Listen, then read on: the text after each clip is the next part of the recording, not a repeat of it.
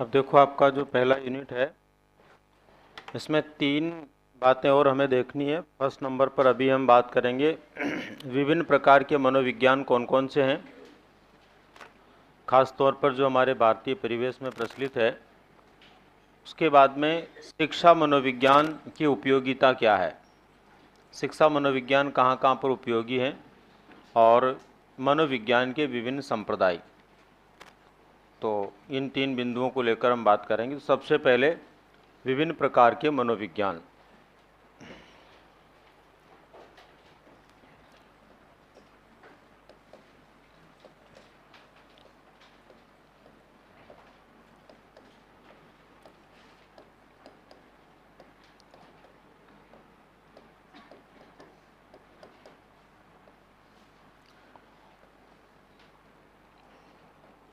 कौन कौन से मनोविज्ञान हैं?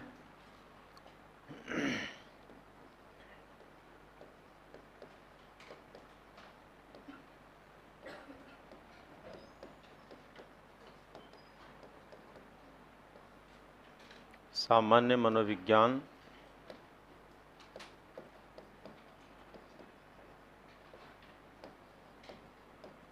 असामान्य मनोविज्ञान,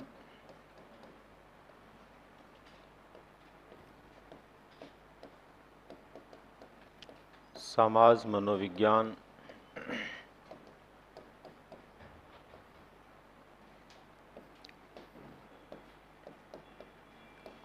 बाल मनोविज्ञान,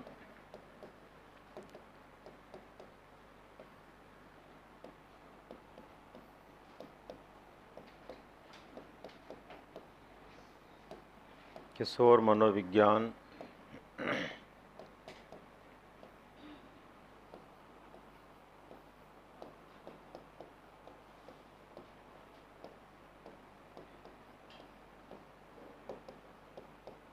प्रौढ़ मनोविज्ञान,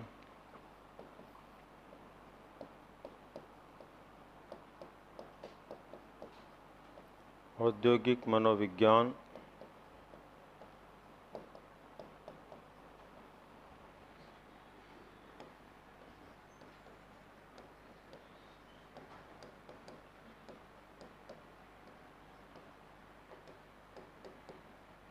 शिक्षा मनोविज्ञान,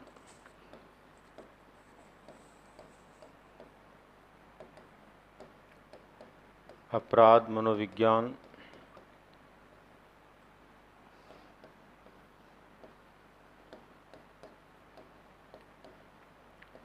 व्यक्तिक मनोविज्ञान,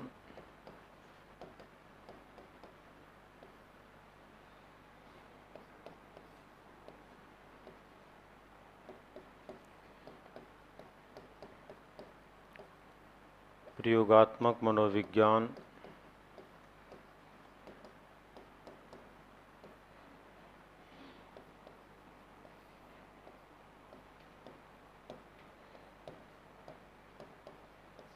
पशु मनोविज्ञान,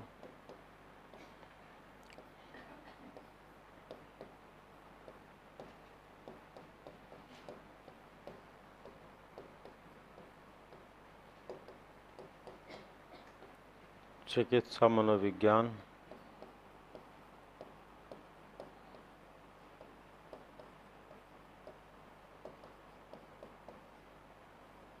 परामनोविज्ञान। ये कुछ खास मनोविज्ञान है जो हमारे भारतीय परिवेश में प्रचलन में है। सबसे पहले नंबर पर है सामान्य मनोविज्ञान। को सामान्य मनोविज्ञान से क्या अभिप्राय है, किसे हम सामान्य मनोविज्ञान के रूप में जानते हैं, और सामान्य मनोविज्ञान की विषय वस्तु क्या है।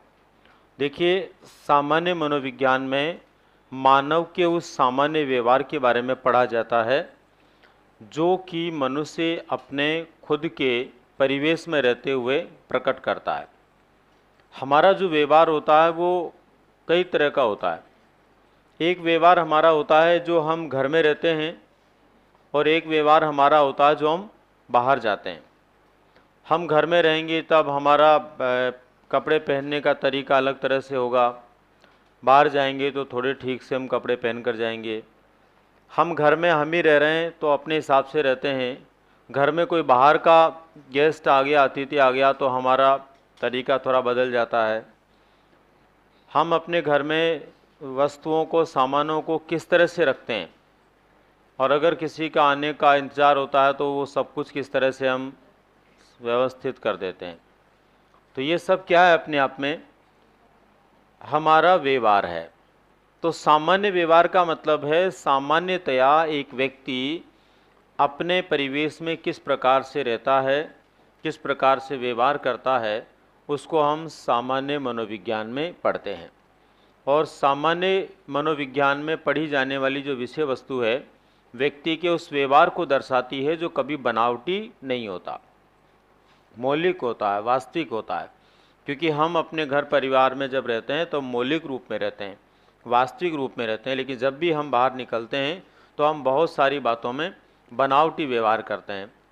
बनावटी व्यवहार का मतलब हम कपड़े अलग से पहनेंगे, है ना, बन ठन करके अपने हिसाब से जाएंगे, अपने बाहर जाने के समय कई चीज़ों पर फोकस करेंगे, किसी दूसरे से बात भी करेंगे तो अलग तरह से बात करेंगे, सोच समझ कर बात करेंगे। जब हम घर परिवार में रहेंगे तो उस समय अलग तरह से हमारा व्यवहार होगा। तो कुल मिलाकर के यह है कि किसी भी व्यक्ति के द्वारा सामान्य परिवेश में किए गए व्यवहार का अध्ययन जिस विषय में किया जाता है वो क्या होता है, सामान्य मनोविज्ञान होता है। लिखिए, प्रत्येक में लिखना आपको ना। तो सामान्य मनोविज्ञान,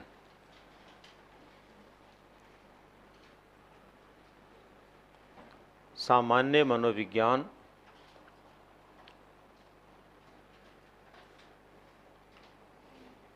मनोविज्ञान की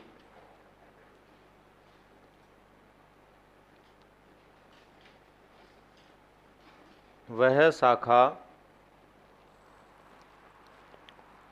मनोविज्ञान की वह शाखा जिसमें मानव के सामान्य व्यवहारों को, जिसमें मानव के सामान्य व्यवहारों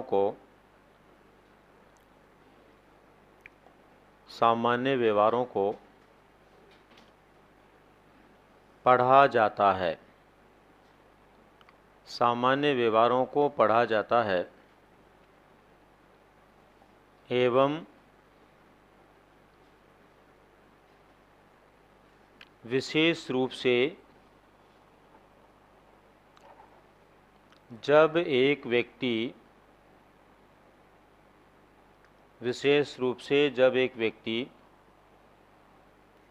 अपने घर परिवार में निवास करता है, जब एक व्यक्ति अपने घर परिवार में निवास करता है तो वहाँ पर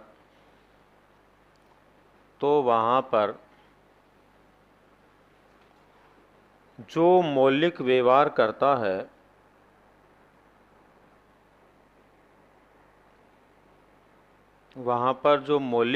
करता है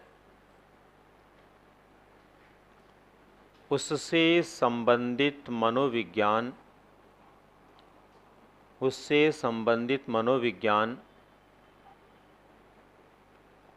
सामान्य मनोविज्ञान कहलाता है। उससे संबंधित मनोविज्ञान सामान्य मनोविज्ञान कहलाता है।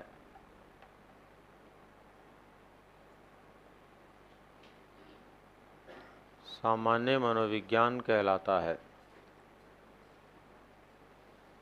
इसके बाद में नेक्स्ट है असामान्य मनोविज्ञान। असामान्य मनोविज्ञान से अभिप्राय क्या है, देखो,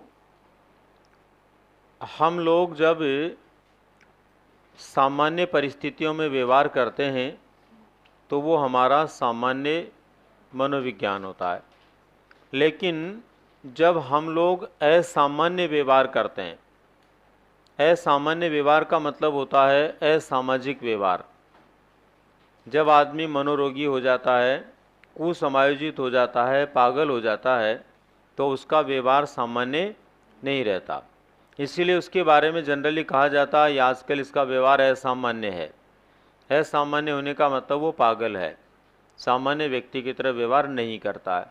तो ऐसे व्यक्ति के व्यवहार को समझना और उसके व्यवहार में जो असामान्य व्यवहार की परिस्थितियां पैदा हुई उनको जानना और फिर उसके बाद में उसकी चिकित्सा करना, या यूँ कहें कि मनोचिकित्सा से संबंधित जो भी मनोविज्ञान होता है वो असामान्य मनोविज्ञान होता है।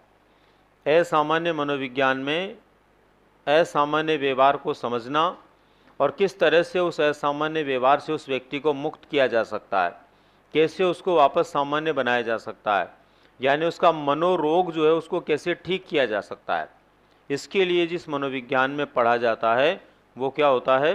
असामान्य मनोविज्ञान होता है। जितने भी मनोचिकित्सक लोग होते हैं वो इसी मनोविज्ञान को पढ़ कर के उस कार्य को शुरू करते हैं। लिखिए, जब किसी व्यक्ति का व्यवहार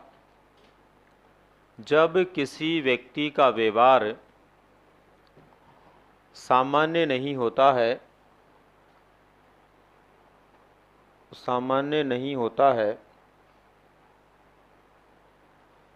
तो ऐसी स्थिति में, इसको बंद करना, ऐसी स्थिति में उसके द्वारा किया जाने वाला व्यवहार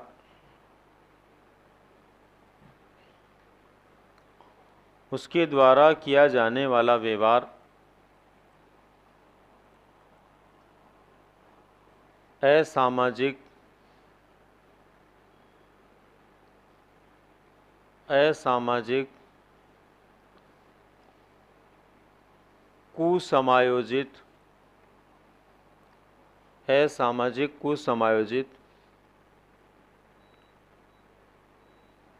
एवं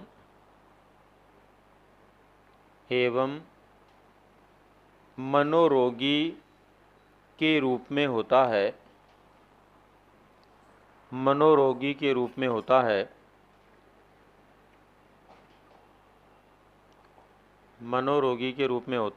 उसके व्यवहार को समझना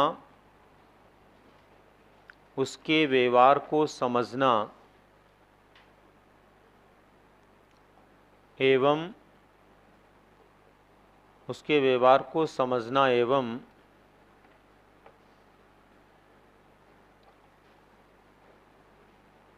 चिकित्सा के द्वारा उसे पुनः सामाजिक प्राणी के रूप में स्थापित करना,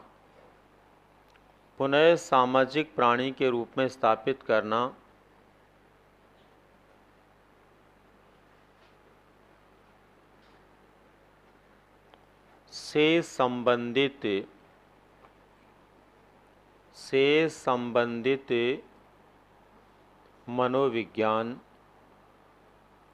संबंधित मनोविज्ञान जिसका उपयोग मनोचिकित्सा के क्षेत्र में होता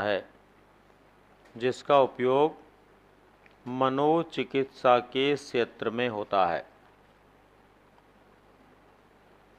तो यहाँ पर हमें ये स्मरण रहे, ये ध्यान रहे कि जब असामाजिक व्यवहार व्यक्ति में पैदा हो जाता है, जिस व्यक्ति का व्यवहार समाज के व्यवहारों से हटकर होने लग जाता है, उसके व्यवहार को समझना और उसकी चिकित्सा करते हुए वापस उसको सामाजिक व्यवहार वाला व्यक्ति बनाना, ये किस विषय वस्तु का उपयोग है? असामान्य मनोविज्ञान का। इसके बाद में आता समाज मनोविज्ञान। समाज मनोविज्ञान क्या है? देखिए, हम जिस समाज में निवास करते हैं उस समाज में हम एक सामाजिक प्राणी के रूप में होते हैं। सामाजिक प्राणी के रूप में क्यों होते हैं? क्योंकि समाज सामाजिक संबंधों से मिलकर के बनता है। समाज सामाजिक संबंधों का जाल होता है। जिस सामाजिक संबंध से बंध करके हम रहते हैं, सामाजिक संबंधों में हम रहते हैं, उस समाज में या उस समाज की परिस्थितियों में हमारे आपसी संबंध होते हैं, वो सबसे ज़्यादा महत्वपूर्ण होते हैं। यदि हम लोगों के साथ संबंध बना पाते हैं तो हम सामाजिक स्तर पर एक सामाजिक प्राणी के रूप में जी पाते हैं, और यदि हम संबंध नहीं बना पाते तो हम सामाजिक प्राणी के रूप में नहीं जी पाते। इसका मतलब ये हुआ कि समाज से जुड़ा हुआ कोई भी व्यवहार हमारे द्वारा किया जाता है तब हम सामाजिक प्राणी होते हैं, और उस सामाजिक प्राणी के रूप में होने वाले किसी भी प्रकार के व्यवहार का अध्ययन जो होता है वो समाज मनोविज्ञान में होता है। दूसरा, एक समाज के अपने रीति रिवाज होते हैं, अपने नियम होते हैं, अपने कानून कायदे होते हैं, अपनी व्यवस्थाएं होती है। उस समाज के रीति रिवाज, नियम, कानून कायदे और व्यवस्थाओं को मानना और उनके अनुसार अपने व्यवहार को प्रकट करना, ये भी समाज मनोविज्ञान की विषय वस्तु है।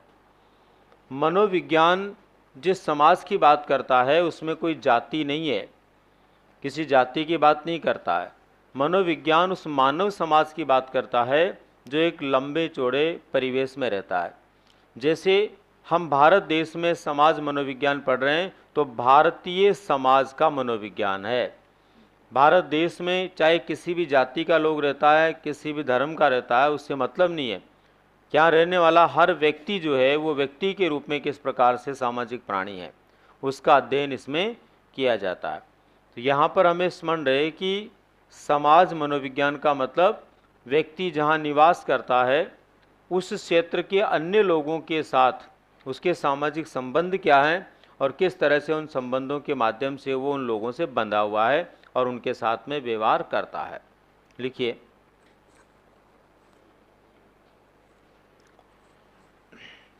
समाज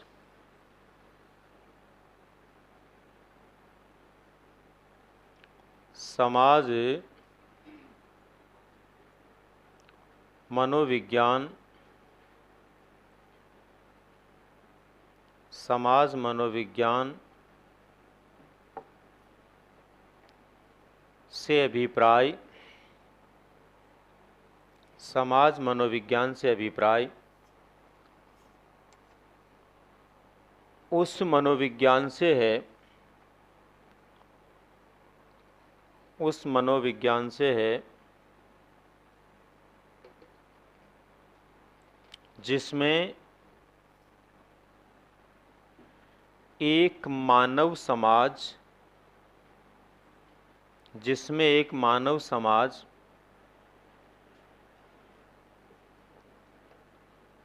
एवं मानव मानव के बीच में पाए जाने वाले, मानव मानव के बीच में पाए जाने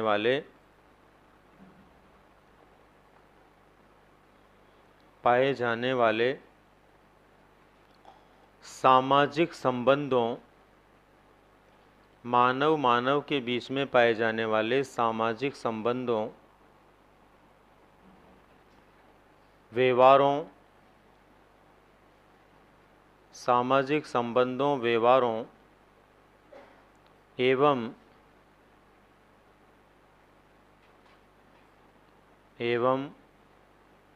व्यवस्थाओं के अध्ययन से है, व्यवस्थाओं के अध्ययन से है।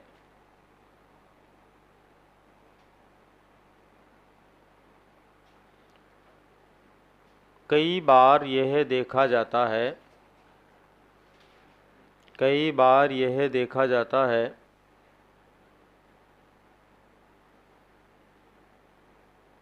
कि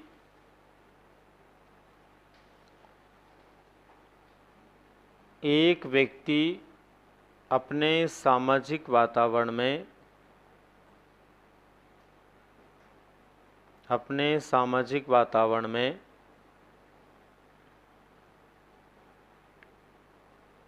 जब समायोजित व्यवहार करता है,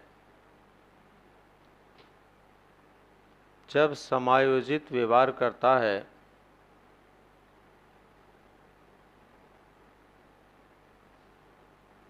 तो सभी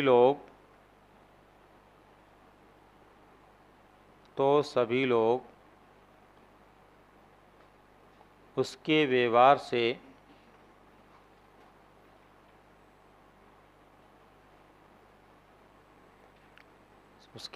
से सकारात्मक संबंध बना पाते हैं,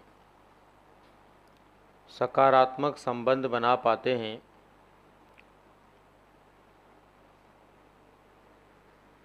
यही समाज मनोविज्ञान का आधार है, यही समाज मनोविज्ञान का आधार है।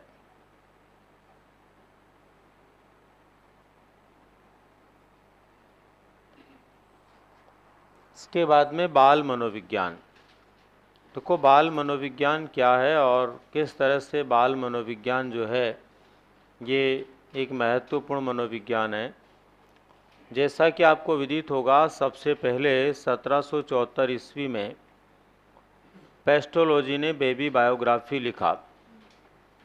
अपने 3.5 वर्षीय पुत्र के ऊपर उसके विकास को लेकर उन्होंने बेबी बायोग्राफी लिखी और उस बेबी बायोग्राफी को सबसे पहले विशेष रूप से महत्व देने वाले विद्वान थे टाइडमैन। ये भी जर्मनी के विद्वान थे। इन्होंने सबसे पहले जो है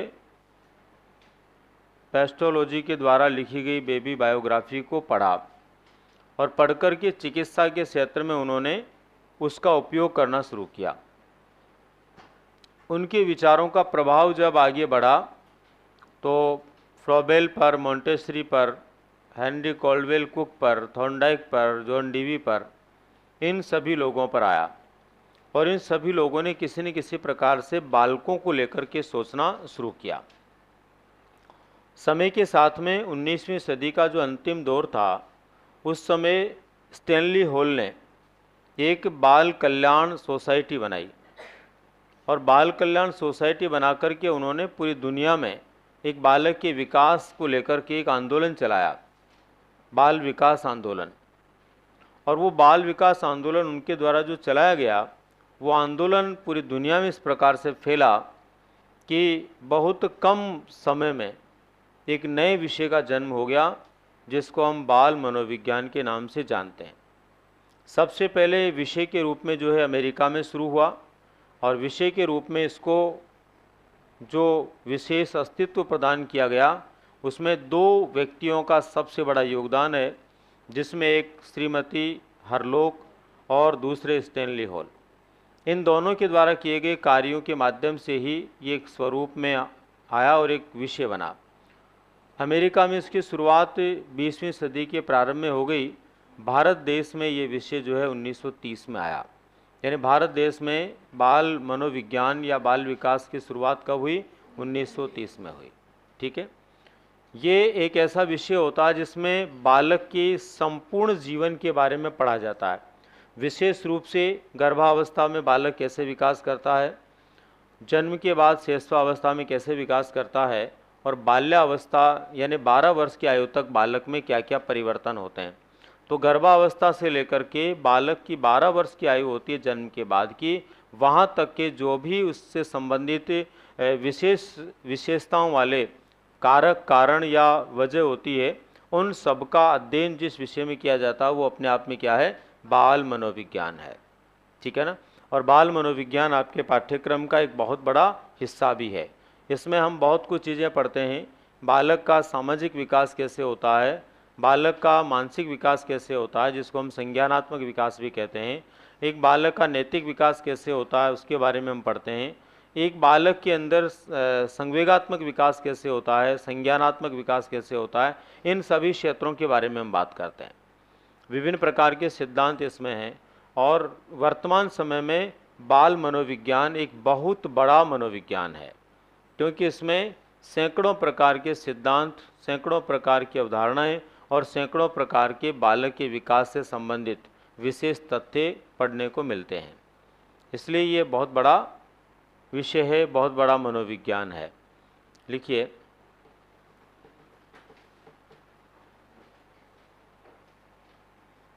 सबसे पहले पेस्टोलॉजी के कार्यों से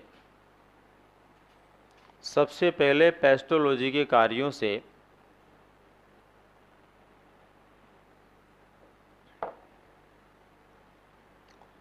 इसकी शुरुआत हुई। सबसे पहले पेस्टोलॉजी के कार्यों से इसकी शुरुआत हुई।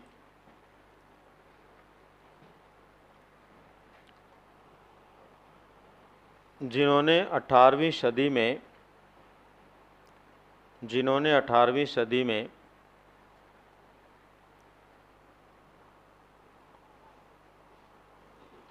बालक के विकास को स्पष्ट करने के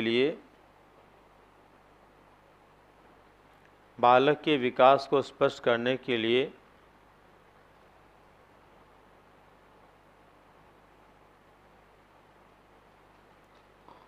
बेबी बायोग्राफी लिखी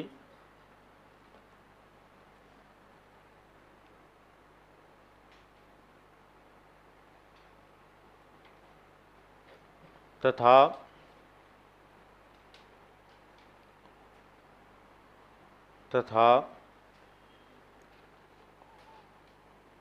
टाइडमैन, स्टैनली हॉल,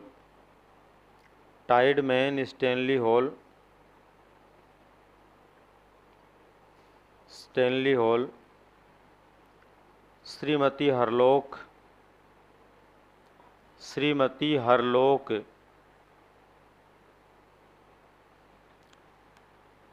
जैसे लोगों ने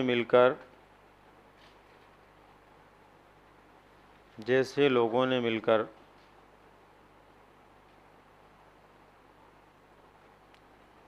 जो अपने विचार दिए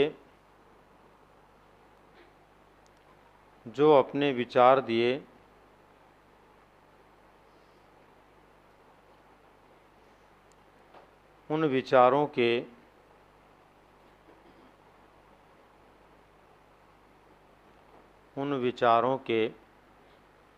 आधार पर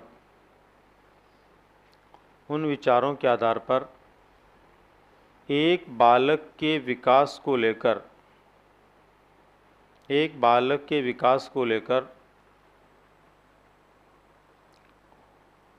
समय के साथ जो परिवर्तन होते हैं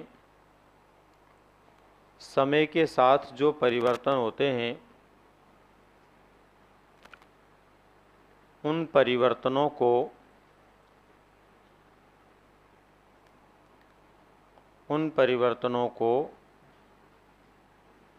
क्रमशः जिस मनोविज्ञान में पढ़ा जाता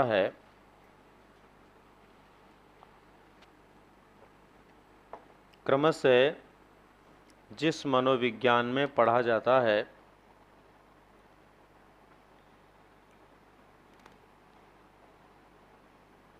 बाल मनोविज्ञान की श्रेणी में आता है।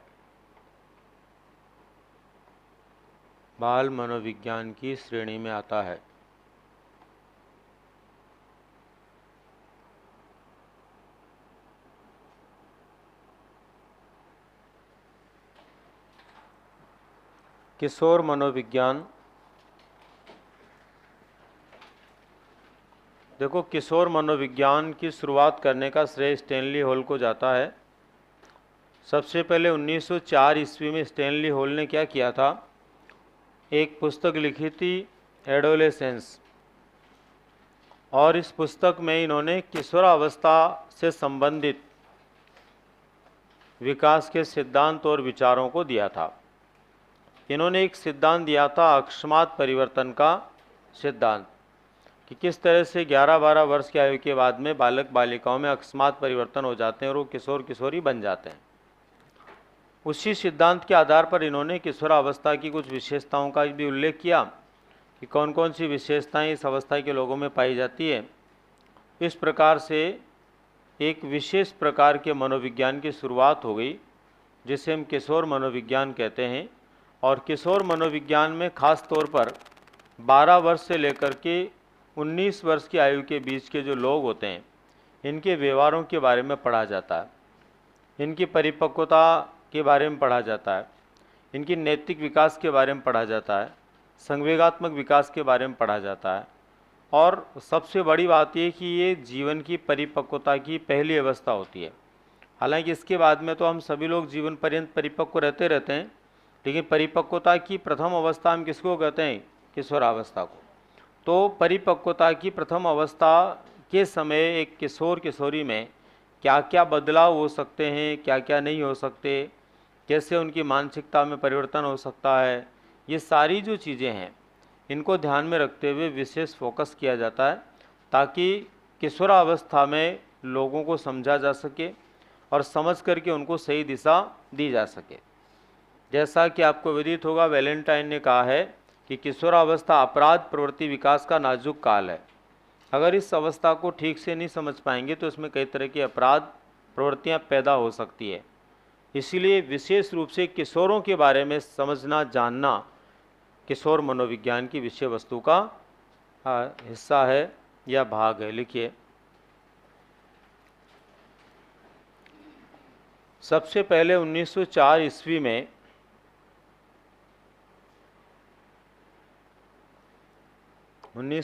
ईस्वी में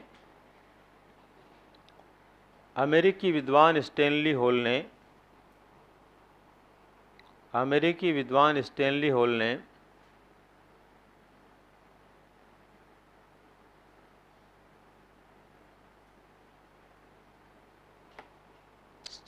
ने किशोर अवस्था को लेकर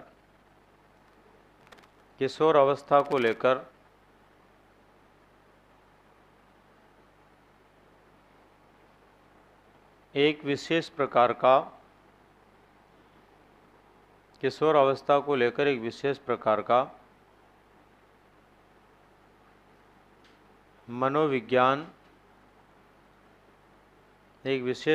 का मनोविज्ञान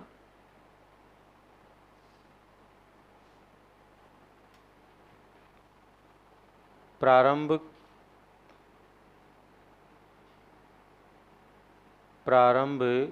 हुआ,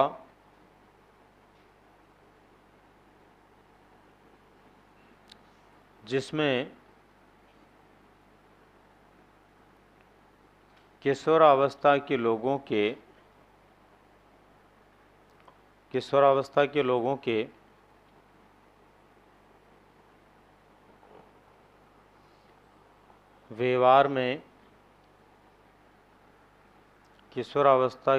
के व्यवहार में पाए जाने वाले लक्षणों का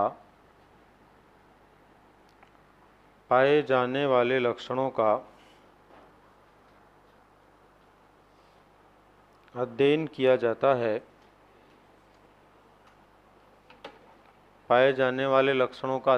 जाता है। तथा किशोरों की मनोवृत्ति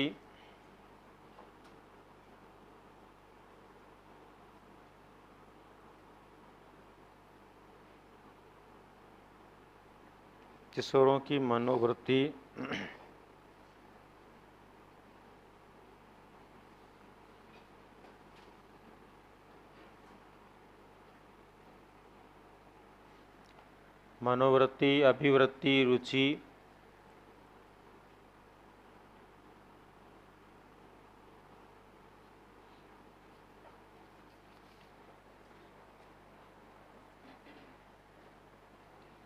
रुचि तथा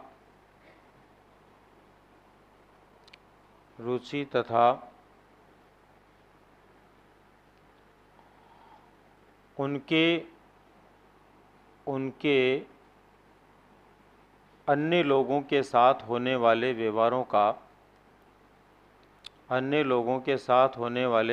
का अध्ययन किया जाता है।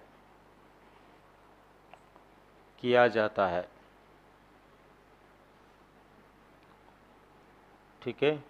किशोरावस्था के लोग जो होते हैं इनका अपना अलग ही व्यवहार होता है। नहीं, ये बड़ों के साथ में ज़्यादा व्यवहार रखते, न छोटों के साथ में ज़्यादा रखते, क्योंकि ये समवयस्क समूह बनाने की अवस्था है, पीयर ग्रुप बनाने की अवस्था होती है। तो ये अपने समान आयु वर्ग के लोगों के साथ ही मेल मिलाप रखते हैं, उन्हीं से ज़्यादा व्यवहार रखते हैं। तो ये कुछ खास विशेषताएं इनमें पाई जाती है। उन सबका अध्ययन जिसमें किया जाता है वो किशोर मनोविज्ञान है। इसके बाद में आता है प्रौढ़ मनोविज्ञान। प्रौढ़ मनोविज्ञान का मतलब है किशोरावस्था के बाद की जो अवस्था होती है वो प्रौढ़ावस्था होती है, और प्रौढ़ावस्था के अंदर व्यक्ति के आचार व्यवहार विचार सब बदल जाते हैं। इसलिए बदल जाते हैं कि वहाँ जाने तक उसको वास्तविकता का एहसास हो जाता है। बचपन में बालक अलग तरह से सोचता है, क्योंकि उस समय उसको कोई चिंता फिक्र नहीं होती है। किशोरावस्था में किशोर किशोरी जो है कल्पना ज़्यादा करते हैं, कल्पना लोक में विचरण करते हैं, काल्पनिक बातें करेंगे, हवाई पुल बनाएंगे, और वास्तविकता क्या है वो उसके ऊपर ध्यान नहीं देंगे। लेकिन प्रौढ़ावस्था जब आती है तब व्यक्ति को ये समझ में आ जाता है कि दुनिया क्या है, दुनिया में कैसे रहना है, किस तरह का व्यवहार करना है, क्या करना और क्या नहीं करना है। ऐसे बहुत सारे छोटे बड़े मुद्दे हैं। इन बहुत सारे छोटे बड़े मुद्दों या व्यवहारों को लेकर के जब हम बात करते हैं, उस दिशा में हम बात करते हैं, तो वहाँ पर पता चलता है कि प्रौढ़ावस्था के लोग केवल वास्तविकता में जीते हैं, केवल वास्तविकता में जीते हैं। दुनिया क्या है और क्या नहीं इसको समझ जाते हैं। एक बड़ी बात ये भी होती है कि ये उन लोगों के लिए आदर्श होते हैं जो इनसे छोटे होते हैं, और उन लोगों के लिए सेवक होते हैं जो इनसे बड़े होते हैं। ऐसी स्थिति के अंदर इनका मनोविज्ञान बिल्कुल अलग तरह का काम करता है, अलग तरह से काम करता है। इसलिए इस अलग तरह का और अलग तरह से काम करने वाले व्यवहार का अध्ययन जब हम करते हैं तो बहुत सारी चीज़ें सामान्य से अलग नज़र आती है। इसीलिए एक अलग प्रकार का मनोविज्ञान काम करता है जिसको हम बोलते हैं प्रौढ़ मनोविज्ञान। लिखिए,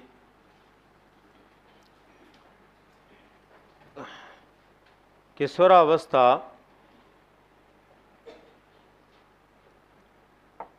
किशोरावस्था के बाद किशोरावस्था के बाद जैसे जैसे आयु बढ़ती है, जैसे जैसे आयु बढ़ती है, आयु बढ़ती है, वैसे वैसे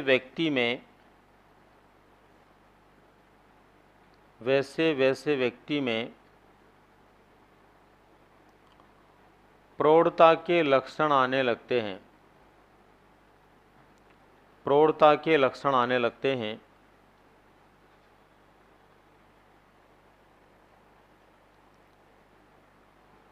इस अवस्था में किसी भी व्यक्ति का व्यवहार आचरण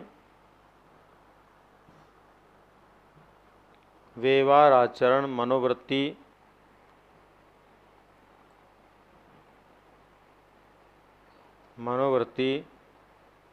आदि में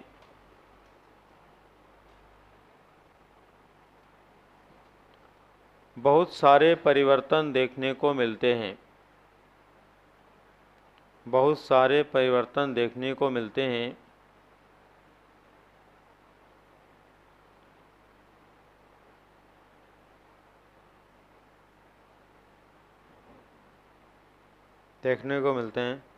जहाँ किशोरावस्था में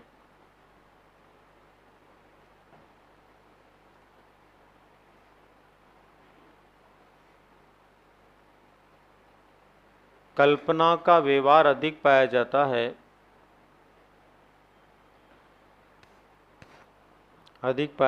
वहीं पर प्रौढ़ावस्था में वास्तविक जीवन का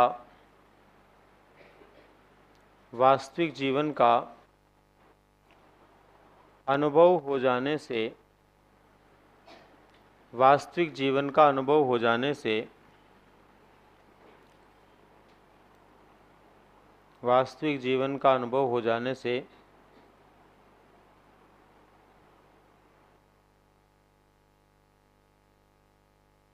वास्तविकता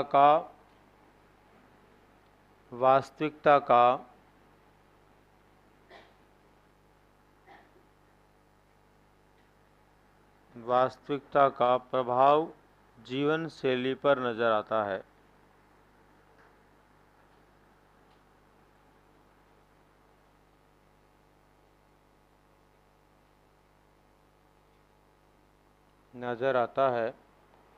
इस अवस्था का अध्ययन प्रौढ़ मनोविज्ञान कहलाता है। इस अवस्था का अध्ययन प्रौढ़ मनोविज्ञान कहलाता है।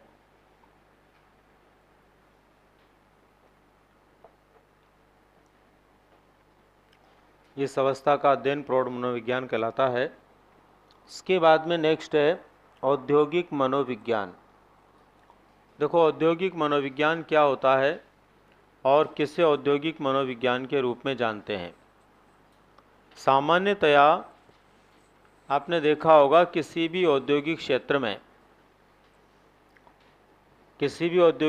में कोई उद्योग बड़ा होता है, विकसित होता है, पनपता है, तो वहाँ पर काम करने वाले लोगों का नज़रिया, दृष्टिकोण अलग प्रकार का होता है। और उससे भी बड़ी बात ये होती है कि उसका जो मालिक होता है उसका दृष्टिकोण सबसे अलग प्रकार का होता है। अगर उसका दृष्टिकोण अलग प्रकार का नहीं होता तो वो कभी भी इतने बड़े उद्योग का मालिक नहीं बनता। सामान्य रूप से हम कैसे इसको समझ सकते हैं मनोविज्ञान के दृष्टिकोण से। जैसे आपने देखा होगा एक दुकान पर एक सेठ जी एक मज़दूर को रखते हैं और उस मज़दूर को रख कर के वो उससे काम करवाते हैं दुकान पर। लेकिन जब सेठ जी को काम से कहीं जाना होता है तो मज़दूर के हवाले दुकान को छोड़कर नहीं जाते। क्यों नहीं जाते? क्योंकि वहाँ सेठ जी का दृष्टिकोण ये होता है कि मेरे पीछे से ये कुछ भी कर सकता है, कोई सामान बेचकर पैसे अपने पास रख सकता है, हैं, सामान को ज़्यादा पैसे में, ज़्यादा मुनाफे में बेच करके मुझे कम मुनाफा दे सकता है। ऐसी सोच रहती है और ऐसी सोच रहने के कारण ही वो क्या करते हैं, उस मज़दूर के हवाले या काम करने वाले के हवाले अपनी दुकान को नहीं छोड़ते। और वे सेठ जी अपने जीवन के अंदर उस दुकान से आगे नहीं बढ़ सकते। इसलिए नहीं बढ़ सकते कि उनकी सोच जो है एक छोटी सोच है और एक सीमित दायरे तक ही वो सोच पाते हैं। जो व्यक्ति इस सोच से बाहर निकल जाता है और मनोवैज्ञानिक दृष्टिकोण को अपना करके किसी व्यवसाय या उद्योग को आगे बढ़ाता है, वो व्यक्ति ऐसा कभी नहीं सोचता है। जैसे आज आप देखिए, रिलायंस एक बहुत बड़ा ग्रुप है, इसका मालिक तो एक ही है। अब वो एक मालिक है और वो रिलायंस के कितने मार्ट बने हुए हैं, रिलायंस की कितनी रिलायंस फ्रेश के नाम से दुकानें खुली हुई है, रिलायंस के कितने पेट्रोल पंप हैं, इसके अलावा रिलायंस के बहुत सारे सामान आते हैं मार्केट में, आपने देखे होंगे, उनको बनाने के लिए फैक्ट्रियां बनी हुई है। उन सब के अंदर क्या अंबानी परिवार का कोई एक एक आदमी रहता है? कोई चाचा ताऊ मामा मौसी का बच्चा हो जिसको फिट कर रखा हो? नहीं ना। फिर भी वो क्यों चल रहे हैं? मान लीजिए जोधपुर में कोई रिलायंस फ्रेश है या रिलायंस मार्ट खुला हुआ है, उसके अंदर अंबानी परिवार का तो कोई नहीं है, करोड़ों रुपए उसमें खर्च कर रखे हैं उन्होंने, वहाँ पर लाखों रुपए रोज़ की इनकम होती है। अगर वो लोग भी ये सोच लें कि हमारा कोई आदमी नहीं है, वहाँ बीच में कोई पैसा खा जाएगा, तो बताइए वो बड़े हो सकते हैं क्या? नहीं हो सकते। वहाँ पर जो मनोविज्ञान काम करता है और जिस मनोविज्ञान के बल पर वो इतने बड़े बन जाते हैं, वो मनोविज्ञान क्या है? अपने आप में औद्योगिक मनोविज्ञान है। सरल तरीके से यूँ समझिए, औद्योगिक मनोविज्ञान ये बात सिखाता है कि आप अकेले के बल पर किसी उद्योग या किसी विशेष व्यवसाय को आगे नहीं बढ़ा सकते। अकेले के बल पर उतना ही काम करोगे जितना आप अकेले कर सकते हो। लेकिन यदि आप बुद्धि लगा करके अपने बुद्धि से लोगों के माध्यम से काम करवाओगे तो आप कई गुना उसमें प्रोग्रेस कर पाओगे। कई गुना आप अच्छा काम कर पाओगे। ये विचारधारा सबसे पहले इसके लिए आती है। दूसरी विचारधारा आती है, औद्योगिक क्षेत्रों के अंदर हमें लोगों पर भरोसा तो करना पड़ेगा। भरोसा नहीं करेंगे तो किसी भी सूरत में काम आगे नहीं बढ़ेगा, किसी भी सूरत में काम आगे नहीं बढ़ेगा। हमें भरोसा करना ज़रूरी है। और जब हम, क्या हुआ, बैटरी चेंज कर लेना एक बार। जब हम विशेष रूप से उन पर भरोसा करके काम करते हैं तो आगे बढ़ते हैं। जैसे मान लीजिए रिलायंस प्रेस के ऊपर एक जगह टोटल इनकम 10,000 होती है, हालांकि वहाँ पर कोई चीटिंग नहीं होती है क्योंकि सारा आजकल ऑनलाइन होता है। और सबसे बड़ी बात ये कि कंप्यूटराइज सिस्टम होने के साथ ही विभिन्न स्थानों पर कैमरे लगे होते हैं, तो 1% भी ये गुंजाइश नहीं होती है। लेकिन एक मिनट के लिए आप कल्पना करो कि कोई व्यक्ति इस तरह की दुकान डाल करके वो दूसरे लोगों को वहाँ बैठा देता है और उन लोगों के भरोसे छोड़ देता है। 10,000 की वहाँ पर नेट इनकम होती है, बचत होती है। उस बचत में से मान लीजिए वहाँ काम करने वाले लोगों ने आधा पैसा उड़ा दिया और आधा ही बच गया, ठीक है ना। उसने ऐसे 10 जगह पर अपने सेंटर डाल रखे हैं और 10 के 10 सेंटरों पर ये हो गया, एक जगह 10,000 की जगह उसको 5,000 ही मिले। ऐसे करके 10 सेंटरों के ऊपर उसको कितने मिलेंगे, 50,000 मिलेंगे। अब आप एक बात बताइए मुझे कि अगर वो उन लोगों पे भरोसा नहीं करता और उनको बंद कर देता है कि ये तो 5-5 हज़ार रुपये खा जाते हैं, तो बताइए उसको 50,000 मिलेंगे क्या? नहीं मिलेंगे ना।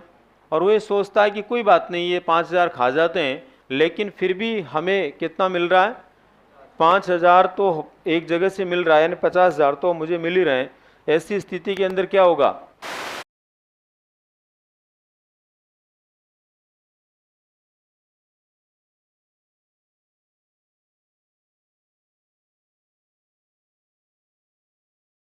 और इनडायरेक्टली उनसे अपना मुनाफा कमाता चला जाएगा। तो यही औद्योगिक मनोविज्ञान सिखाता है।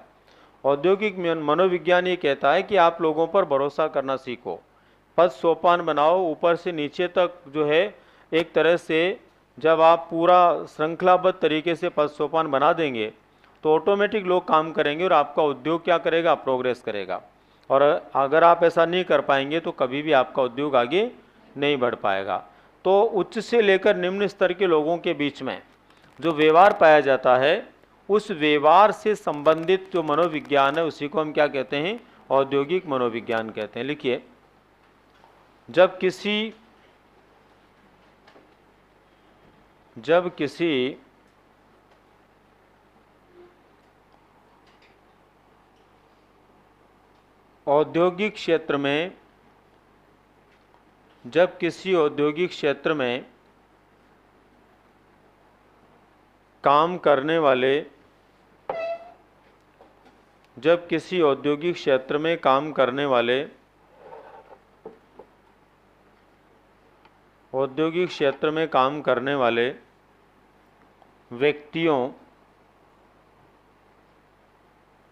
औद्योगिक क्षेत्र में काम करने वाले व्यक्तियों में उच्च अधिकारी से लेकर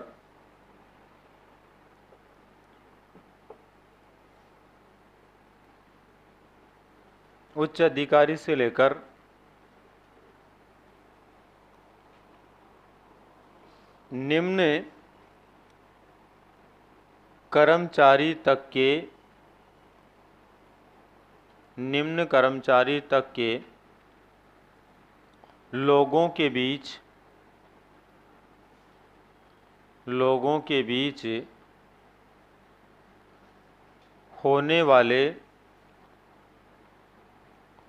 होने वाले व्यवहारों, आचरणों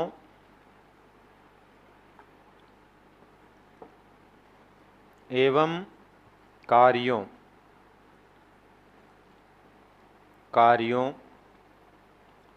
से संबंधित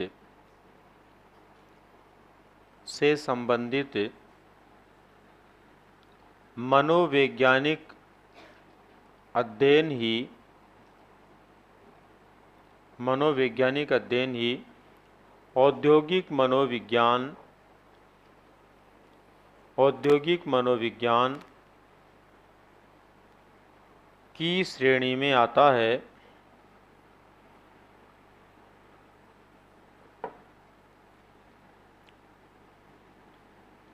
की श्रेणी में आता है और की श्रेणी में आता है और उसकी उन्नति में योगदान देता है।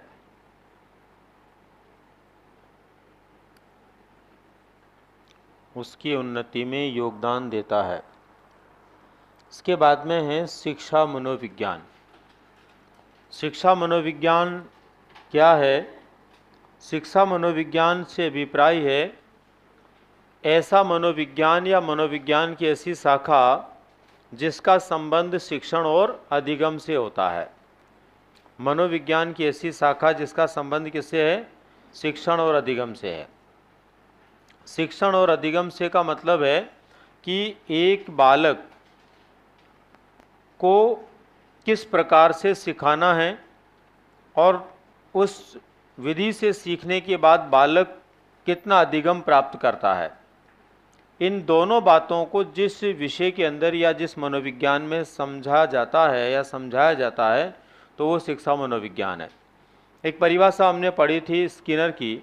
स्किनर ने कहा है शिक्षा मनोविज्ञान की वह शाखा है जो शिक्षण और अधिगम से संबंधित है। इसका मतलब शिक्षा मनोविज्ञान में दो ही खास बातें हैं, एक तो शिक्षण, दूसरा अधिगम। पढ़ाना कैसे है और बालक को अधिगम किस प्रकार से हो पाएगा, इसके लिए हमारे पाठ्यक्रम में दो अलग अलग विषय हैं। आपका जो फर्स्ट पेपर है उसमें तो अधिगम वाली बात है और सेकंड पेपर है उसमें शिक्षण वाली बात है। इसलिए सेकंड पेपर में पढ़ने पढ़ाने से संबंधित होने वाली जो प्रोसेस है, गतिविधियां हैं, उनको शिक्षण विधियों के रूप में पढ़ाया जाता है और पढ़ा जाता है। और फर्स्ट पेपर में आपके मनोविज्ञान का पार्ट है जिसके अंदर अधिगम क्या है, अधिगम किस तरह से होता है, अधिगम को प्रभावित करने वाले कारक कौन कौन से हैं। अधिगम को प्रभावित करने वाले कारकों में अभिप्रेरणा तो उसके बारे में पढ़ते हैं, बुद्धि है तो उसके बारे में पढ़ते हैं, व्यक्तिगत विभिन्नता तो उसके बारे में पढ़ते हैं, व्यक्तित्व है तो उसके बारे में पढ़ते हैं, समायोजन है तो उसके बारे में पढ़ते हैं। कुल मिलाकर पाठ तो एक ही हमारे अधिगमी, लेकिन उस अधिगम को प्रभावित करने वाले कारकों के बारे में जब हम डिटेल से पढ़ते हैं तो हमें कई प्रकार के यूनिट उसमें देखने को मिलते हैं। तो इस प्रकार की विषय वस्तु से संबंधित मनोविज्ञान को क्या कहते हैं? शिक्षा मनोविज्ञान। लिखिए, मनोविज्ञान की वह शाखा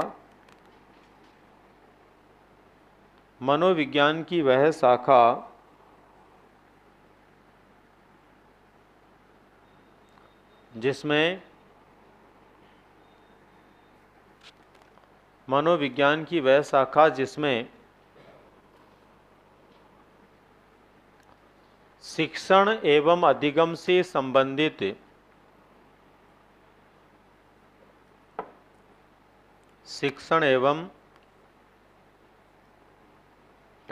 से संबंधित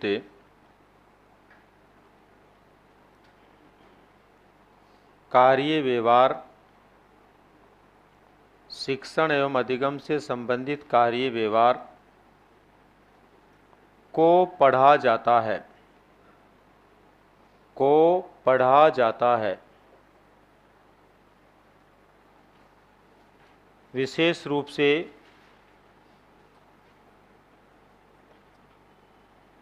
अधिगम की प्रगति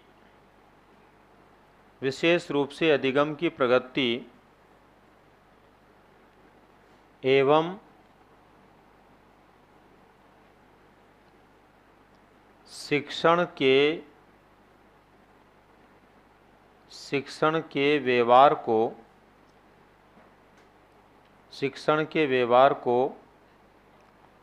समझने समझाने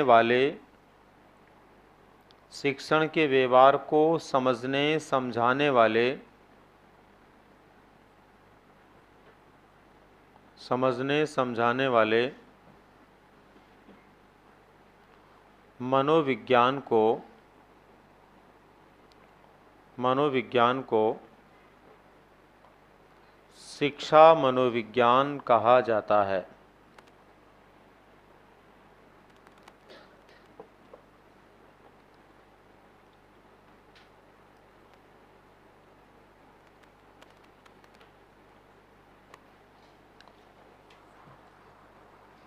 नेक्स्ट है अपराध मनोविज्ञान।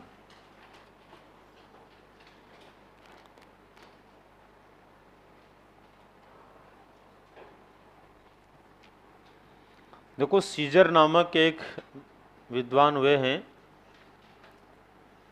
जिन्होंने सबसे पहले अपराध क्या, क्यों, कैसे होता है, इसको लेकर के उन्होंने विचार दिया था और उन्हीं की विचारधारा से एक नया मनोविज्ञान शुरू हुआ, अपराध मनोविज्ञान। अपराध मनोविज्ञान में हम क्या पढ़ते हैं? सबसे पहले तो कोई भी व्यक्ति अपराध क्यों करता है। जन्मजात रूप से कोई भी व्यक्ति अपराधी नहीं होता। क्या ऐसी वजह होती है कि वो अपराध कर बैठता है? अपराध करने के लिए उसको जो वातावरण मिला वो कैसे मिला, क्यों मिला? वातावरण किस प्रकार से एक व्यक्ति को अपराधी बना देता है? वंशक्रम के आधार पर कौन से ऐसे लक्षण होते हैं जो उसको अपराध की ओर ले जाते हैं? समाज के लोगों के द्वारा उसके साथ होने वाले कौन से व्यवहार हैं जो उसको अपराधी बना देते हैं? इन विचारों को स्पष्ट करने वाला जो विषय है वो है अपराध मनोविज्ञान। दूसरा, केवल स्पष्ट ही नहीं करता बल्कि ये अपराधी तक पहुंचने के रास्ते भी बताता है। कोई भी व्यक्ति अपराधी है तो आखिर वो अपराधी है या नहीं, इसका अंदाज़ा कैसे लगे और हम अपराधी तक पहुंच पाएँ। आपने देखा होगा पुलिस वाले अपराधी तक पहुंच ही जाते हैं। समय लगे अलग बात है, लेकिन जब वो ठान लेते हैं कि अपराधी को पकड़ना है तो सुनिश्चित रूप से कहीं न कहीं किसी न किसी प्रकार से अपराधी को वो पहचान जाते हैं। कई बार आपने ऐसे भी किस्से सुने होंगे कि जो लोग वहाँ पर पुलिस वालों के सामने अपराधी को पकड़ने की बात करते हैं उन्हीं लोगों में अपराधी भी होता है। और कोई न कोई व्यवहार ऐसा होता है इस मनोविज्ञान के माध्यम से जिससे पुलिस वालों को पता लग जाता है और वे उस अपराधी को वहीं पर पहचान लेते हैं। कई बार तो ऐसे ऐसे अपराधी भी होते हैं कि खुद अपराध करके खुद उसके लिए रिपोर्ट दर्ज करवाएंगे, खुद रिपोर्ट दर्ज करवा करके अपराधी को ढूंढने के लिए धरने प्रदर्शन पर बैठ जाएंगे, लेकिन वो भी पुलिस की पकड़ से बाहर नहीं होते। समय लगता है वो अलग बात है, पर वो पकड़ में आ जाते हैं। उसके पीछे क्या बड़ा राज है, तो वो है अपराध मनोविज्ञान। अपराध मनोविज्ञान इस बात को स्पष्ट करता है कि अपराधी चाहे कोई भी हो, कितना भी शातिर हो, वो कोई न कोई क्लू छोड़ जाता है। क्लू का मतलब सुराग, कोई न कोई ऐसा सुराग वो छोड़ जाता है जिससे लोग अपराधी तक पहुंच जाते हैं। और अपराध करने वाला व्यक्ति जो होता है वो विवेकहीन हो जाता है, तभी तो अपराध करता हो। और विवेकहीन होने के बाद में उससे क्लू छूटना स्वाभाविक बात है। ये सारी बातें समझाने समझने से संबंधित विषय को हम अपराध मनोविज्ञान कहते हैं। यही वो मनोविज्ञान है जो अपराधियों को वापस सामान्य व्यक्ति बनाने में योगदान देता है। अपराधी हो गया, उसने अपराध कर लिया, ठीक है, लेकिन अब क्या वो वापस सामान्य व्यक्ति बन सकता है? क्या वो अपराध प्रवृत्ति को छोड़ सकता है?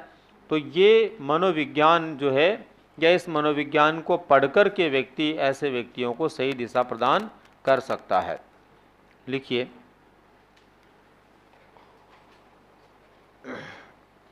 प्रसिद्ध मनोवैज्ञानिक सीजर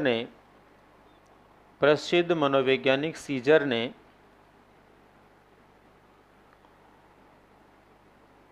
सबसे पहले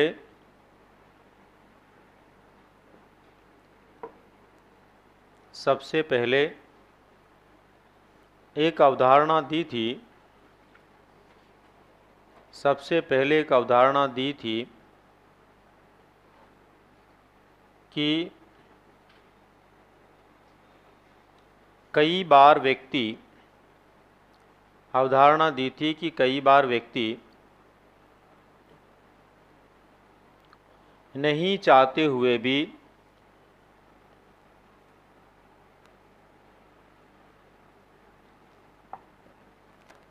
अपराध की ओर, नहीं चाहते हुए भी अपराध की ओर चला जाता है, अपराध की ओर चला जाता है। उसी अवधारणा के आधार पर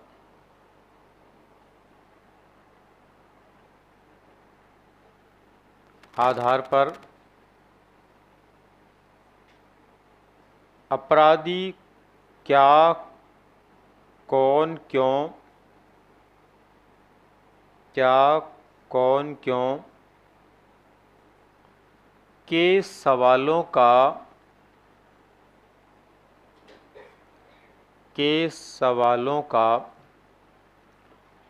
जवाब देने वाला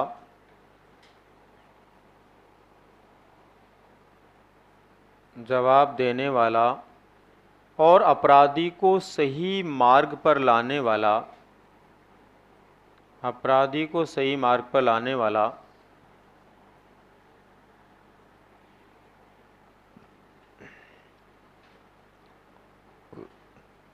मनोवैज्ञानिक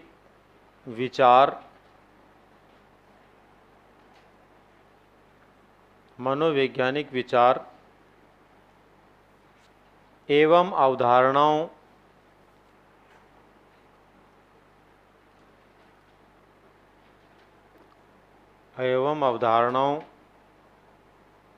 से मिलकर अपराध मनोविज्ञान बना।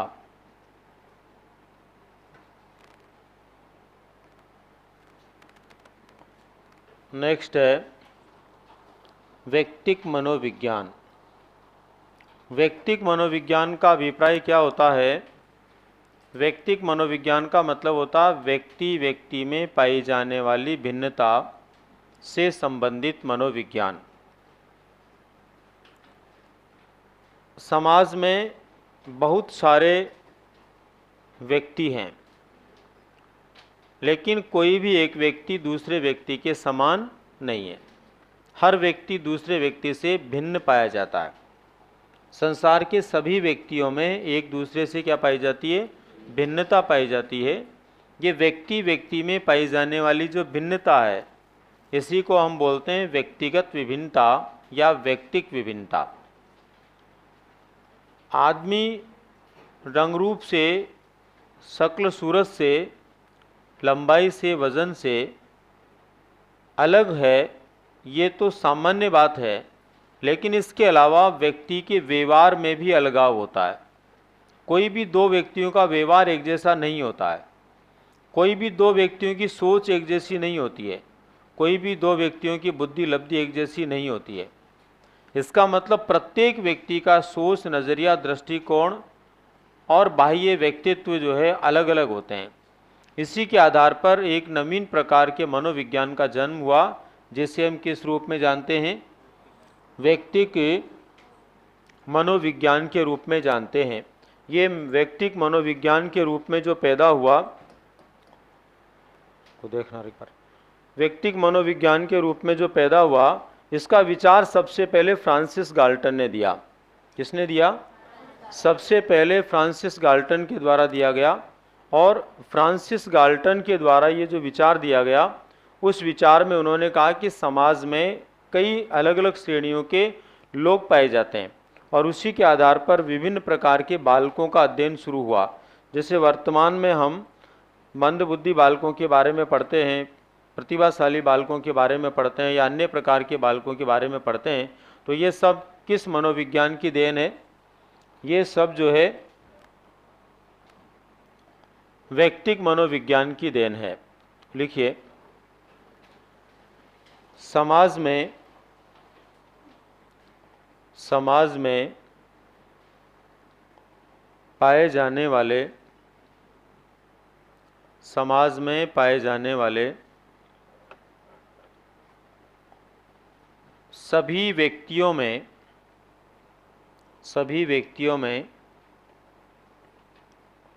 किसी न किसी प्रकार से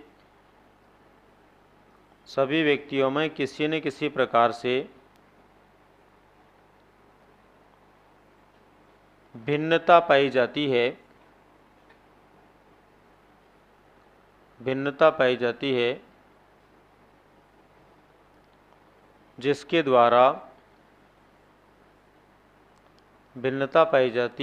द्वारा लोगों में असमानता दिखाई देती है।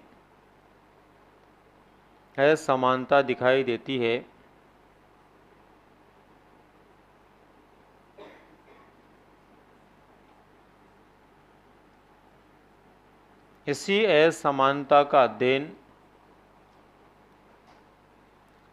असमानता का अध्ययन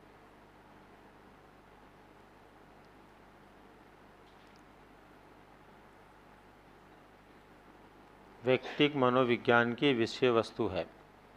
नेक्स्ट है प्रयोगात्मक मनोविज्ञान। प्रयोगात्मक मनोविज्ञान जो है ये विलियम वुंट के द्वारा सबसे पहले शुरू किया गया था 1879 में। और प्रयोगात्मक मनोविज्ञान एक ऐसा मनोविज्ञान है जिसमें मानव के कुछ व्यवहारों को प्रयोगों के माध्यम से स्पष्ट करना, उनका मापन करना और उनमें सुधारात्मक प्रयास क्या हो सकते हैं, इस दिशा में काम किया जाता है।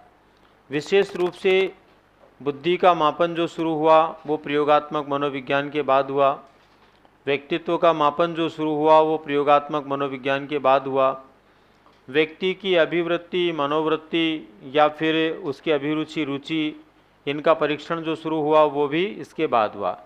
कुल मिलाकर के हमारे सभी प्रकार के जो व्यवहार हैं उन व्यवहारों से संबंधित जो भी मापन की शुरुआत हुई, जो भी परीक्षणों की शुरुआत हुई, उन सब में प्रयोगात्मक मनोविज्ञान का योगदान है।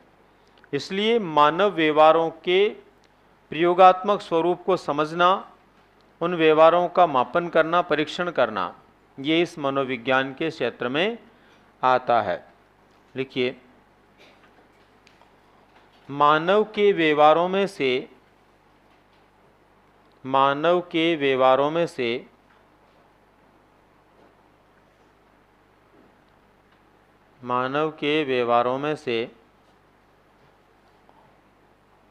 उन व्यवहारों को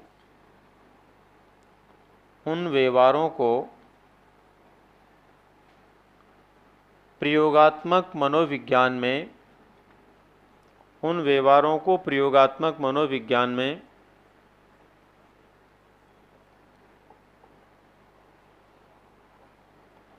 समझा जाता है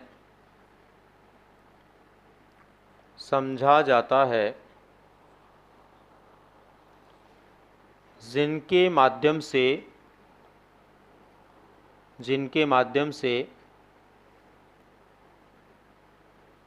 विभिन्न प्रकार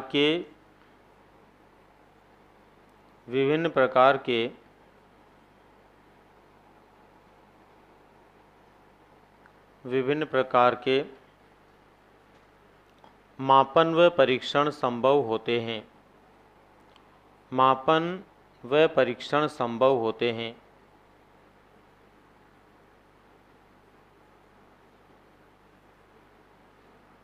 मापन व परीक्षण संभव होते हैं।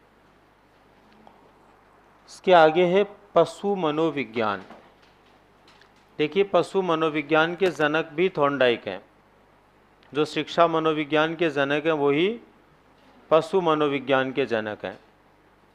थॉर्नडाइक जो है दुनिया के पहले ऐसे व्यक्ति हैं जिन्होंने सबसे पहले जंतुओं पर अपना प्रयोग किया था। और थॉर्नडाइक की दुनिया के अब तक के ऐसे व्यक्ति हैं जिन्होंने सबसे अधिक प्रकार के जंतुओं पर प्रयोग किया है। अलग अलग जंतुओं पर इन्होंने प्रयोग किया। ऐसा इसलिए हुआ कि इन्होंने जंतुओं के व्यवहार को समझने का प्रयास किया और उसी के आधार पर इन्होंने अलग अलग जंतुओं के व्यवहारों को समझाया, स्पष्ट किया, जिसे हम किस रूप में जानते हैं? पशु मनोविज्ञान के रूप में जानते हैं।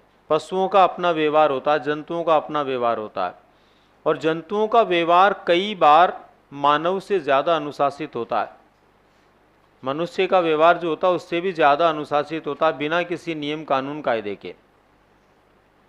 कई ऐसे जंगली जानवर होते हैं जो रात्रि के समय अपने समूह के जितने भी दूसरे जंतु हैं उनके साथ में रहते हैं, और उनका बैठने का, सोने का नियम जो है वो फिक्स है, और वो न मालूम कब से चला आ रहा है, वो कभी बदलता नहीं है।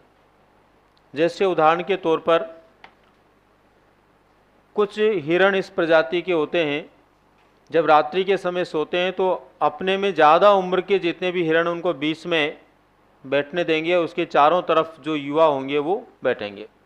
कभी ऐसा नहीं होगा कि युवा अंदर है और वो बाहर है। ये उनका व्यवहार है, वो बदलता नहीं है कभी भी। इसी तरह से आप देखिए, एक गली के कुत्ते उस कुत्ते पर एक साथ मिलकर अटैक करते हैं जो उस गली का नहीं होता है। भले ही वो आपस में लड़ते रहेंगे जब वहाँ अकेले होंगे, लेकिन जब दूसरी गली का कुत्ता आ जाएगा तो सारे मिलकर क्या करेंगे उस पर। ये उनका अपना व्यवहार है, ठीक है ना। इसी प्रकार से बहुत सारे जानवरों का आप देखिए, सामान्य रूप से देख लीजिए, गाय भैंस को लोग पालते हैं और दिन में कई बार उनको जो है खुला छोड़ देते हैं। उसके बावजूद भी संध्या होते होते वो उसी बाड़े के सामने आकर खड़े हो जाते हैं जहाँ पर उनको बांधा जाएगा, जबकि वो स्वतंत्र छोड़ दिए गए थे, फिर भी वापस बंधने के लिए आ जाते हैं। ये उनका क्या है? अपना मनोविज्ञान है, अपना व्यवहार है। तो प्रत्येक जंतु का अपना व्यवहार होता है और अपने तरीके से वो जीते हैं। उसको समझने समझाने वाला मनोविज्ञान जो है वो क्या कहलाता है? पशु मनोविज्ञान। देखिए, इस मनोविज्ञान के जनक थॉर्नडाइक है। इस मनोविज्ञान के जनक थॉर्नडाइक है।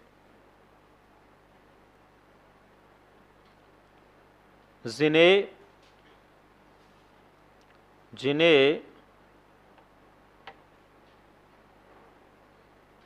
सबसे अधिक प्रकार के जंतुओं पर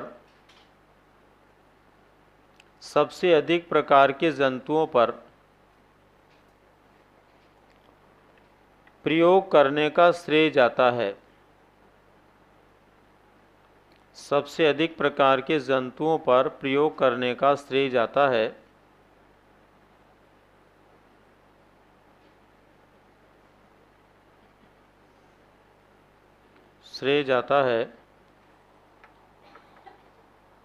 तथा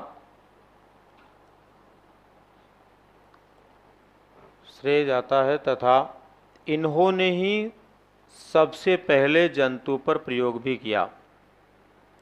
इन्होंने ही सबसे पहले जंतु पर प्रयोग भी किया।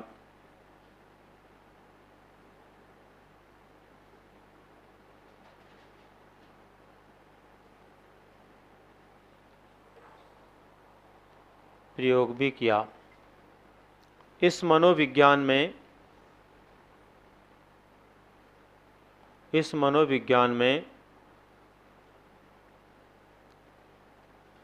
विभिन्न प्रकार के जंतुओं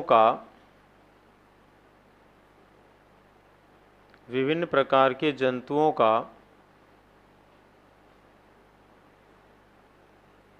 अपने समूह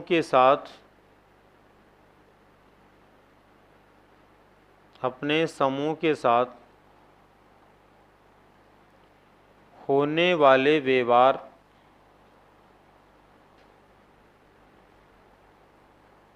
की विषय वस्तु से है। होने वाले व्यवहार की विषय वस्तु से है। उसके बाद में चिकित्सा मनोविज्ञान। देखो, चिकित्सा मनोविज्ञान क्या होता है, किसे हम चिकित्सा मनोविज्ञान कहते हैं। चिकित्सा मनोविज्ञान का मतलब होता है दोस्तों, चिकित्सा के क्षेत्र में भी मनोविज्ञान का उपयोग होता है। चिकित्सा के क्षेत्र में मनोविज्ञान का उपयोग कहाँ और किस तरह से होता है। एक डॉक्टर जो होता है, उसके पास में यदि एक मरीज आता है और मरीज के आने के बाद उस मरीज की बीमारी चाहे छोटी हो चाहे बड़ी हो, उस बीमारी के बारे में देखकर डॉक्टर ये बोल देता है कि कोई ख़ास बात नहीं है, अब तुम मेरे पास आए हो तो ठीक हो जाओगे, और वो दवा देना शुरू करता है।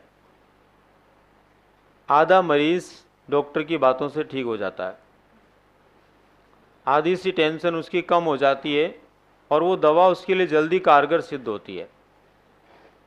वहीं पर मरीज़ जब डॉक्टर के पास पहुंचता है तो कई डॉक्टर ऐसे होते हैं जो बिना सोचे समझे बोल देते हैं कि ये तो ठीक रहा, तुम फिर भी टाइम पर आ गए जो बच जाओगे, वरना मुश्किल है तुम्हारा बचना।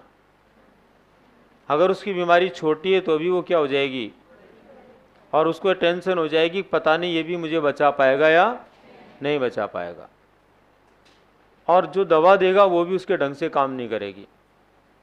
इसलिए चिकित्सा के क्षेत्र में काम आने वाला मनोविज्ञान ये कहता है कि चिकित्सा जब किसी व्यक्ति की जाती है तो जितना ज़्यादा दवा का असर नहीं होता, उससे कई गुना ज़्यादा बातों का असर होता है जो दवा देते समय उसको कही जाती है। और इसको ध्यान में रखते हुए चिकित्सा से जुड़े हुए लोगों को पेशेंट के साथ में व्यवहार करना होता है। नर्सिंग क्षेत्र के अंदर जो भी लोग काम करते हैं उनके लिए तो पाठ्यक्रम में ही चलता है। नर्सिंग का जो पाठ्यक्रम होता है उसमें मनोविज्ञान चलता है पूरा, अलग से एक पुस्तक होती है, एक उनके एग्ज़ाम होता है, सब कुछ होता है उसका। उसके अंदर पूरा मनोविज्ञान उनको पढ़ाया जाता है ताकि उनको ये पता रहे कि जब वो ट्रीटमेंट के अंदर अपना योगदान देंगे तो मनोविज्ञान का उपयोग करेंगे। तो चिकित्सा के क्षेत्र में कार्य करने वाले लोगों के लिए किस प्रकार का व्यवहार उनको करना है, किस प्रकार का व्यवहार करने से वो मरीज़ को जल्दी ठीक कर पाएंगे, मरीज़ किस तरह से उनके साथ में जो है अपने इलाज के लिए तैयार होगा, कैसा व्यवहार उनको करना है, ये सब कुछ सिखाने से संबंधित मनोविज्ञान क्या होता है, चिकित्सा मनोविज्ञान होता है। लिखिए, चिकित्सा के क्षेत्र में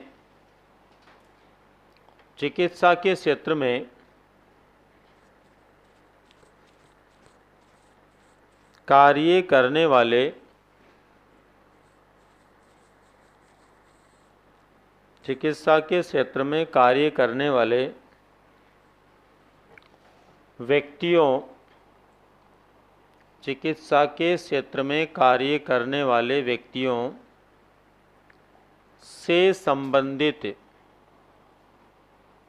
करने वाले व्यक्तियों से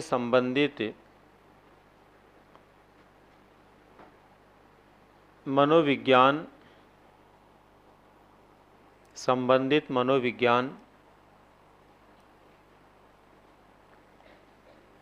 जो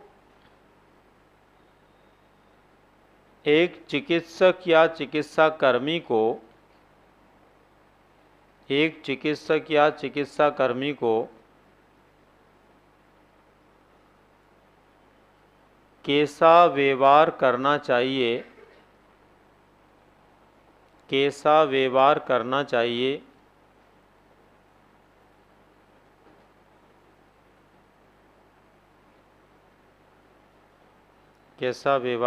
चाहिए,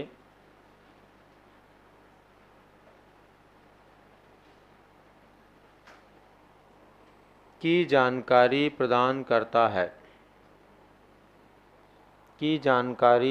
करता है।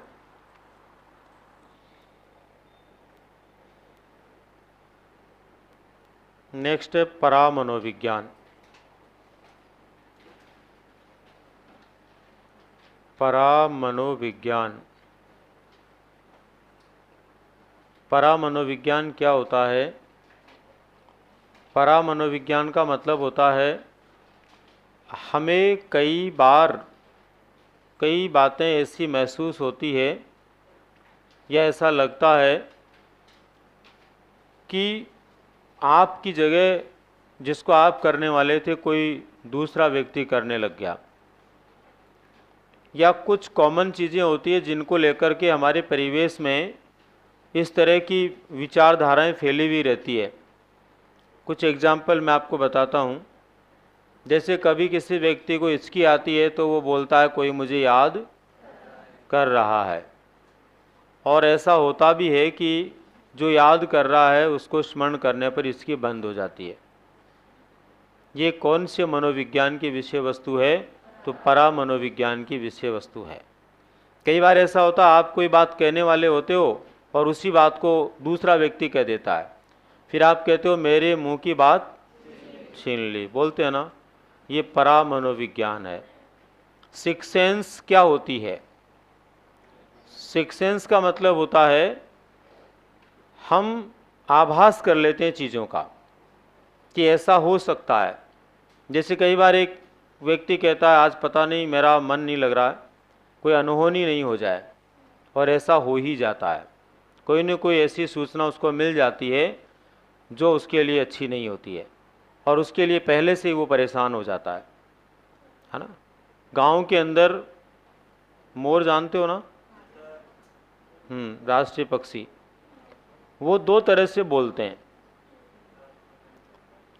जब वो बहुत गहराई के साथ में, लंबी सांस के साथ में बोलते हैं तो गांव में लोग कहते हैं कि कोई अनहोनी होने वाली है, आज बहुत कड़वे कड़वे बोल रहे हैं, बोलते हैं ना। और कभी कभी वो इतने कोमल बोलते हैं और बहुत खुले गले से बोलते हैं, तब बोलते हैं शायद बरसात आएगी, बोलते हैं ना। ये क्या है?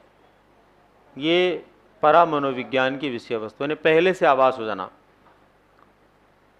कई बार जो होता है कुत्ते भौंकते हैं, कई बार मकान की छत के ऊपर कौवा आकर बैठता है, कई बार बिल्ली रास्ता काट जाती है, और उनको लेकर के लोग कुछ अनुमान लगाते हैं। ये सब परा मनोविज्ञान की विषय वस्तु है। परा मनोविज्ञान परियों की कहानियों से लेकर के उस हर सवाल का जवाब देता है जो हमारी सिक्स सेंस से जुड़ी हुई होती है। इसको पढ़ने के बाद में व्यक्ति यही लोक और परलोक के बारे में समझने लग जाता है।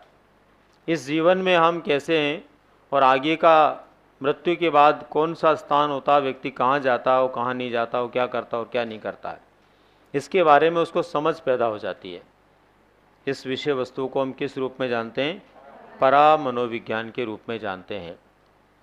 परा का मतलब पारलौकिक बातें बताता है। कौन सी बातें? पारलौकिक। लिखिए, सामान्यतया होने वाली घटनाओं का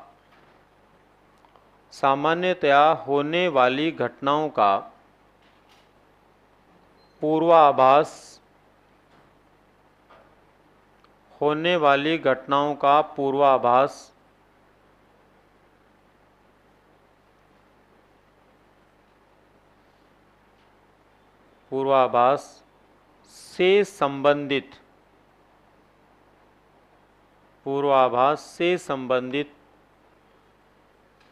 ज्ञान या व्यवहार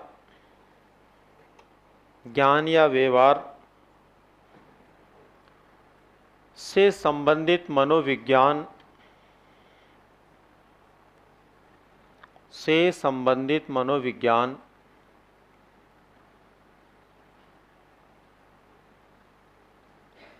परा मनोविज्ञान है।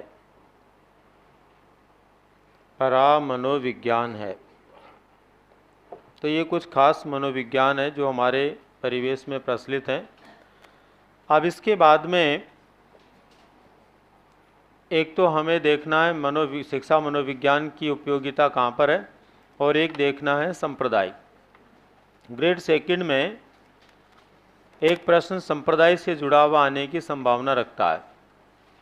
संप्रदाय का मतलब होता है मनोविज्ञान के स्कूल। मनोविज्ञान में अलग अलग प्रकार के संप्रदाय हुए हैं, अलग अलग प्रकार के स्कूल हुए हैं, उनसे मिलकर के हमारा संपूर्ण मनोविज्ञान बनता है। जैसे इसमें बहुत सारे संप्रदाय हैं, कुछ संप्रदायों की बात हमने की भी है बीच बीच में। खास संप्रदाय जिनके बारे में हम बात करेंगे उनमें संरचनावादी संप्रदाय है, जिस संप्रदाय को जो है विलियम वुंट ने दिया था, हमने बात की। मनोविश्लेषणवादी संप्रदाय है जिसको सिगमंड फ्राइड ने दिया था। प्रयोजनवादी संप्रदाय है, प्रकार्यवादी संप्रदाय है जो विलियम जेम्स ने दिया था। व्यवहारवादी संप्रदाय है जो वॉटसन ने दिया था, इसके बारे में हमने बात की है। इसी तरह से प्रेरकीय संप्रदाय विलियम मैकडूगल ने दिया है। इन सभी के बारे में कुछ कुछ बातें हमारी हो चुकी है ऑलरेडी, है ना, विलियम मैकडूगल ने दिया है। इसी तरह से गेस्टाल्ट संप्रदाय,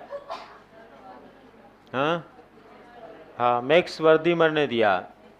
मैक्स वर्दीमर ने गेस्टाल्टवादी संप्रदाय दिया है। इसी तरह से ऐसे जो संप्रदाय हैं उनमें और भी कुछ संप्रदाय हैं, और जो संप्रदाय है उन सभी संप्रदायों का कहीं न कहीं किसी न किसी रूप में हमारे मनोविज्ञान में योगदान है। उन सभी संप्रदायों के बारे में हमें जानना है, और ऐसे जो संप्रदाय हैं उनमें क्या क्या हमें जानना है। 3 खास बातें हमें हर संप्रदाय की ध्यान में रखनी है। पहले नंबर पर तो ये संप्रदाय दिया किसके द्वारा गया।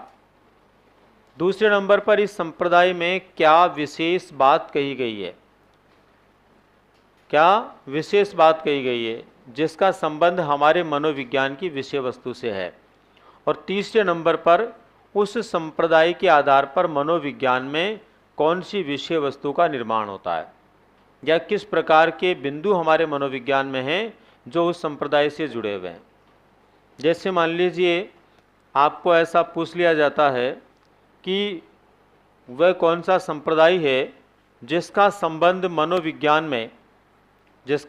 मनोविज्ञान में संज्ञानात्मक विचारधारा को जन्म देता है, संज्ञानात्मक विचारधारा को जन्म देता है। तो ये गेस्टाल्टवादी संप्रदाय है।